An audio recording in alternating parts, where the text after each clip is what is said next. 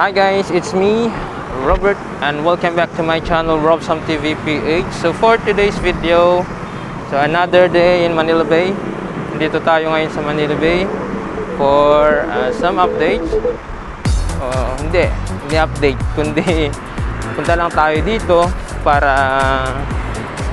tignan kung ano na po yung status po nung dito sa Manila Bay. So, tignan natin yung CR that time na ginagawa. So, CR check tayo guys. Ayan. May improvement mo na siya. Parang naka-finishing na po siya. So, yung bubong na lang ang wala. Malapit-lapit na. So, marami pa rin ginagawa dito. Pero maraming nagpupunta. Ayan, nagtitinda. Ayan, mga nagja-jogging po. Nandito po sila. And ayan, meron ding nagmamassage. Alright guys. So later siguro magpapalipad tayo ng drone. Mag-aas lang tayo siguro ng permiso kung pwedeng magpalipad po dito. Pero siguro pwede naman kasi open area naman dito. Alright. So this area po is for still nourishment and naka-block po dito. Ayan.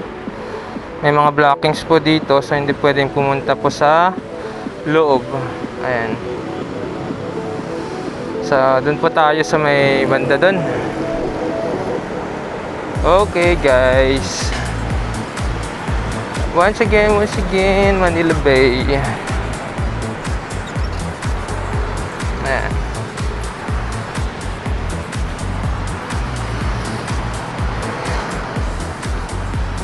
Sa banda dito, so naka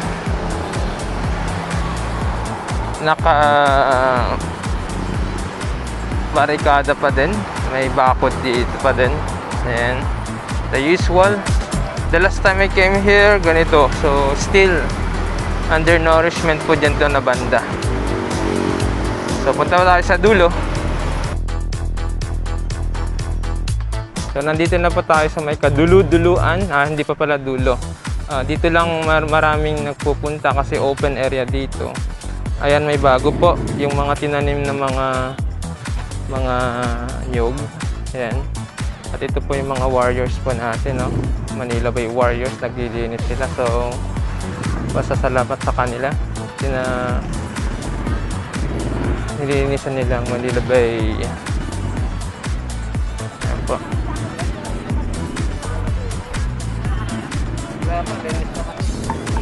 Ayan.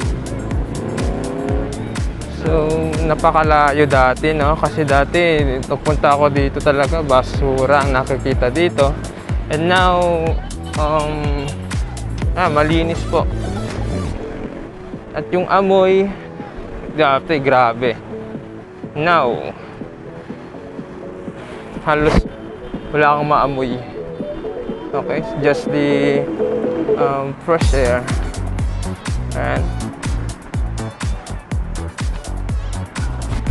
And po, yung mga nagbabangka, pero kumukuha po yan ng mga basura. Ayan po.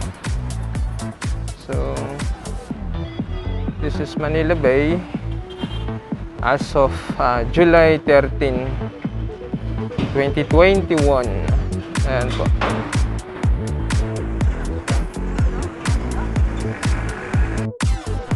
So sa parte ng Manila Bay dito, so meron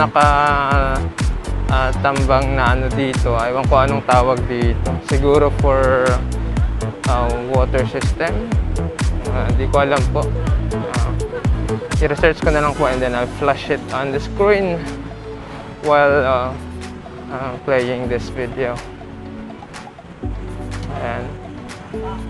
So dito, open area dito. So nakikita mo dito yung mga nag-exercise, nagja-jogging, nagsa-sightseeing. Ayan, mga bikers. Here sila. So hindi ako makakita ng gwardiya. Sana tanungin kung pwedeng magpalipad ng drone po dito. Alright. So, as per sa news, by October ay mag-open na ata dito. Hopefully na by October. So makisilayan natin lalo na dun sa may Dolomite sand part. Actually dun naman ata ang i-open nila. Okay. So here we are. So guys, may namimingwit po dito. Let's see.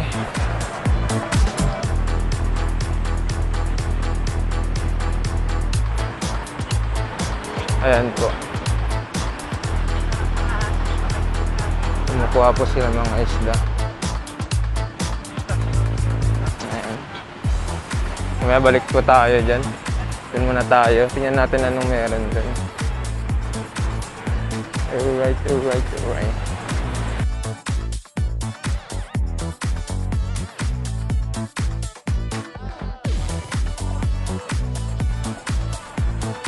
Nahiya ako magsalita. Dami may mga tao.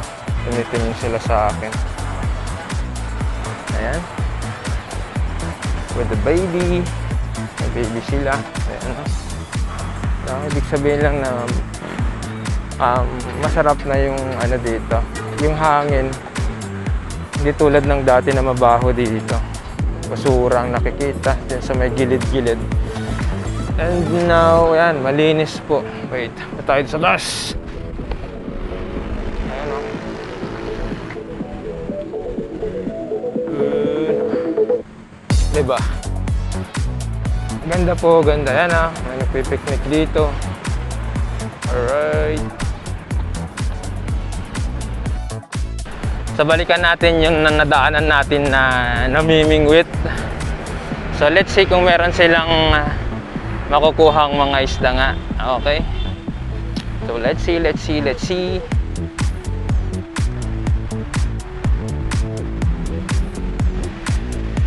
Ayan. So tignan natin kung meron silang makukuhang isda.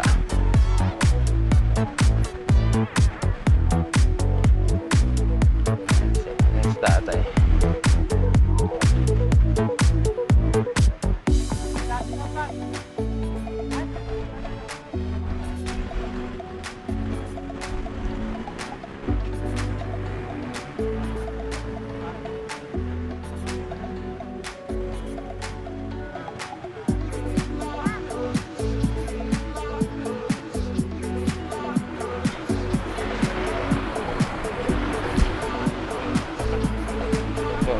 Wala silang nakuha pa.